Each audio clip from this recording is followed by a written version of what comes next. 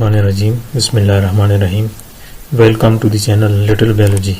And this lecture I will discuss about the cell, its discovery, and about the cell theory. Introduction to the cell.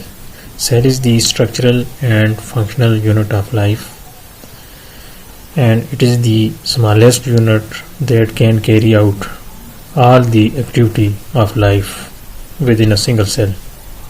It is the building block of complex multicellular organisms. While the study of cell is called as cell biology, and it also called as cytology. Cell discovery. History of cell discovery. First time Robert Hooke in 1665 discovered cell while he was studying a cork. He observed that the cork is composed of minute honeycomb-like chamber, which he termed as cell. According to Hooke, cell is an empty space bounded by thick walls. Robert Hooke जो कि सबसे पहले एक car का मुताला कर रहा था, तो उसने 1665 में सेल को डिस्कवर किया था. उसने देखा कि कार के अंदर छोटे छोटे खाने से बने हुए हैं और उसने इनको सेल का नाम दिया. सेल का मतलब ही होता है चैम्बर या खाना या कोठरी. रॉबर्ट हुक के मुताबिक सेल अंदर से बिल्कुल खाली होता है और इसके इर्द गिर्द इसकी सेल वाल्स मौजूद होती हैं जो इसको बाउंड किए हुए रखती हैं. In 1831, Robert Brown reported the presence of nucleus in the cell.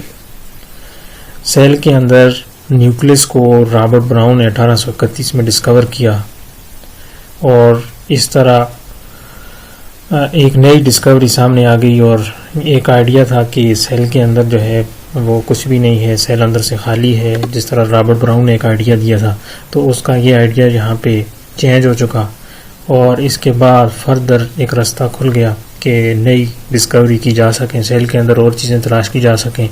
तो बाद में बहुत सारे और सेल ऑर्गेनेलीज और कई चीज़ें सेल के अंदर डिस्कवर होती गई. Cell theory.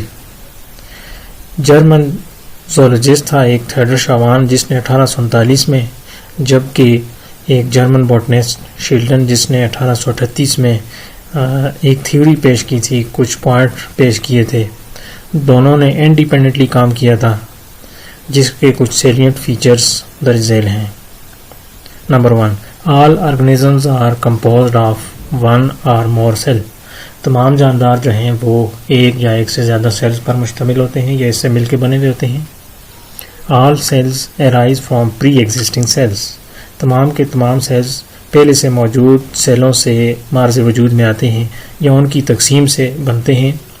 Cell is the basic structural as well as functional unit of life as well as unit of living organisms. तो सेल जो हैं ये बुनियादी साख्ती और अफ़ाली यूनिट्स हैं किसी जानदार के अंदर, और यही बुनियादी काम जो सारे अंजाम देते हैं वो एक जानदार का पूरा काम होता है. Classification on the base of cell. Cell की बेस पे जानदारों को क्लासिफाई भी किया जा सकता है और दो मेन कैटेगरीज में इनको रखा जाता है. First one is unicellular organisms. Unicellular organisms वो ऑर्गेनिजम्स होते हैं that have a single cell performing all the activity. यानी एक ही सेल उनका होता है और उसी एक सेल के अंदर सारी की सारा उनका लाइफ प्रोसेस चलता है. For example amoeba, paramecium. Amoeba और पैरामीशियम इसकी बेस्ट एग्जांपल्स हैं. Multi cellular organisms having more than one sales. तमाम वो जानदार जो एक से ज़्यादा यानी 2, 3, 4, 5 या इससे ज़्यादा हज़ारों लाखों करोड़ों के हिसाब से भी सेल्स पर मुश्तमिल होंगे, तो उनको हम मल्टी सेलुलर ऑर्गेनिजम्स कहेंगे. मिसाल के तौर पर cat, dog, plants etcetera. Cell as a unit of structure and function. Cell is the unit of structure and function and living organisms. Specially and multi cellular organism there is a division of labour among sales.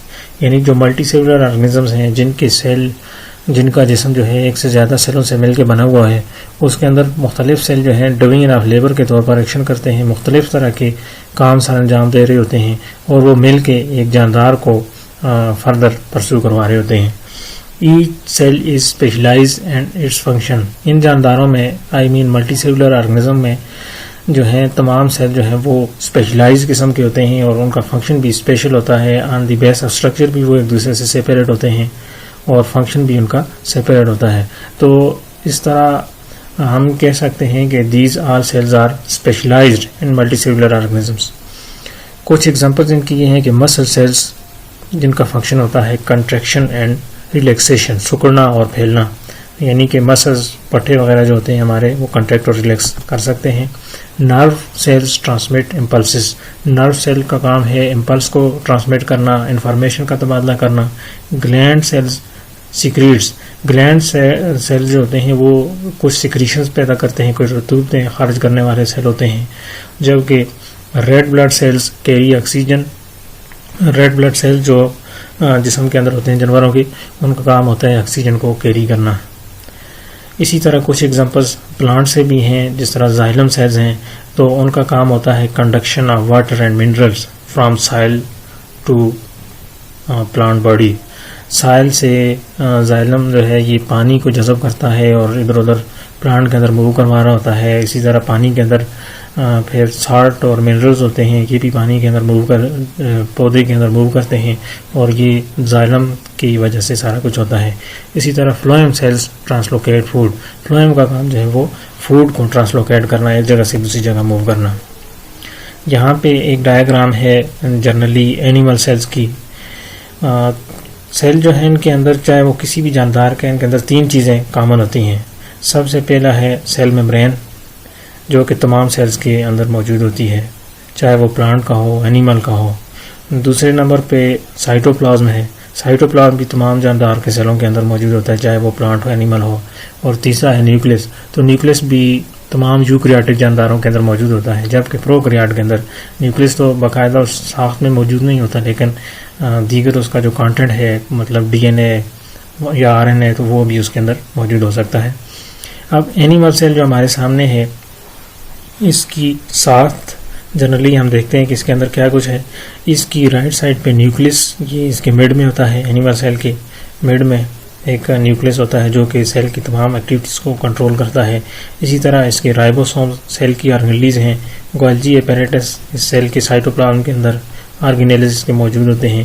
Plasma membrane اس کی جو ہے جو اوپر سے protect کر رہی ہوتی ہے اور سب سے باہر ہوتی ہے. مائٹوکانڈریا جو کہ power house of the sale ہے، سیل کے اندر ایک یا ایک سے زیادہ یا ہزاروں کے حساب سے بھی ہو سکتے ہیں، اور اے ٹی پی پروڈکشن ان کا کام ہوتا ہے. پھر ٹاپ پہ آ جائیں، smooth endoplasmic reticulum and rough endoplasmic reticulum. ان دونوں کی تھوڑا بہت ساخت میں ڈفرینس ہوتا ہے. سموتھ اینڈوپلازمک ریٹیکولم کے ساتھ رائبوسومل یونٹ نہیں ہوتے، جبکہ رف اینڈوپلازمک ریٹیکولم کے ساتھ رائبوسومل یونٹ ہوتے ہیں. اور رف اینڈوپلازمک ریٹیکولم جو ہے یہ اس کا کام ہوتا ہے پروٹین کی سینتھسس، جبکہ اسموتھ اینڈوپلازمک ریٹیکولم لپڈ کی سینتھسس کا کام کرتا ہے. اسی طرح بعض سیلز ہیں جن کے اندر فلیجیلا موجود ہوتا ہے، ٹیل لائک اسٹرکچرز یہاں پہ شو کی ہوئی ہے. پھر لائسوسومز بھی موجود ہوتے ہیں، سینٹریولز موجود ہوتے ہیں جو ڈویژن میں کام آتے ہیں. سیل جس وقت ڈیوائڈ ہوتا ہے مائٹاٹیکلی یا میاٹیکلی تو اس میں سینٹریولز نمایاں کام سار انجام دیتے ہیں. اسی طرح پیراکسیسوم ہیں.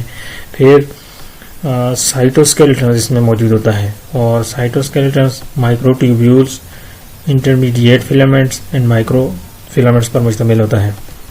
یہ اندرونی طور پر سیل کا ڈھانچہ ہے جو سیل کی ساخت کو برقرار رکھتا ہے. اسی طرح نیکسٹ ڈائیگرام ہے پلانٹ سیلز کی. تو پلانٹ سیلز کے اندر وہ تمام چیزیں جو اس سے پہلے ہم نے اینیمل سیل میں پڑھی وہ ساری کی ساری تقریباً موجود ہوتی ہیں. چاند ایک اضافی چیزیں اس کے اندر جو آ جاتی ہیں وہ ایک تو اس کی سیل وال ہے جو کہ سیل میمبرین یا پلازما میمبرین سے باہر ہوتی ہے اور سیل کی ساری ساخت کو یہ کنٹرول کرتی ہے. اس کے اندر جو کچھ بھی ہوتا ہے اس کو ایک باقاعدہ ساخت بھی دیتی ہے، اور ساخت یعنی شکل دینے کے ساتھ ساتھ شیپ دینے کے ساتھ ساتھ انر جتنے بھی باڈی پارٹس ہیں ان کو یہ سٹور یا سیو بھی کیے رکھتی ہے. اسی طرح سے اس کے اندر جو اضافی ہے کلوروپلاسٹ ہے، ایک آرگنیل ہے کلوروپلاسٹ یعنی پلاسٹڈ. تو پلاسٹڈ کی فردر کئی ٹائپس ہیں، کلوروپلاسٹ، کروموپلاسٹ، لیکوپلاسٹ، وہ سارے ہی اس پلانٹ سیلز کے اندر موجود ہوتے ہیں. اور خاص کر جو اسپیشلی پلاسٹ ہے کلوروپلاسٹ جس کی وجہ سے یہ سن لائٹ کو ٹریپ کرتا ہے اور اپنی غذا تیار کرتا ہے. اسی وجہ سے اونلی پلانٹ جو ہیں وہ فوٹو سنتھیٹیکلی ایکٹیو ہیں, فوٹو سینسس کرتے ہیں, اور آٹوٹرافک ہیں, وہ اپنی غذا تیار کر سکتے ہیں. جبکہ اینیمل سیلز کے اندر چونکہ یہ چیز نہیں ہوتی, کلوروپلاسٹ نہیں ہوتا, تو یہ اپنی غذا کو تیار نہیں کر سکتا. تو یہ پلانٹ سیل کی ایک جنرل اسکیچ, جنرل ڈائیگرام ہے. باقی ساری چیزیں وہی ہیں. نیوکلیس, یہاں پہ نیوکلیس کے اندر ایک اور نیوکلیس جس کو ہم نیوکلیولس بولتے ہیں وہ بھی دکھایا گیا ہے, تو وہ بھی اس کے اندر موجود ہوتا ہے. اور باقی اس نیوکلیس کے اندر D N A, R N A, D N A ہوتا ہے اور پروٹین ہوتی ہے جس کو ہسٹون پروٹین بولتے ہیں, تو وہ بھی یہاں پہ نیوکلیس کے اندر موجود ہوتی ہے.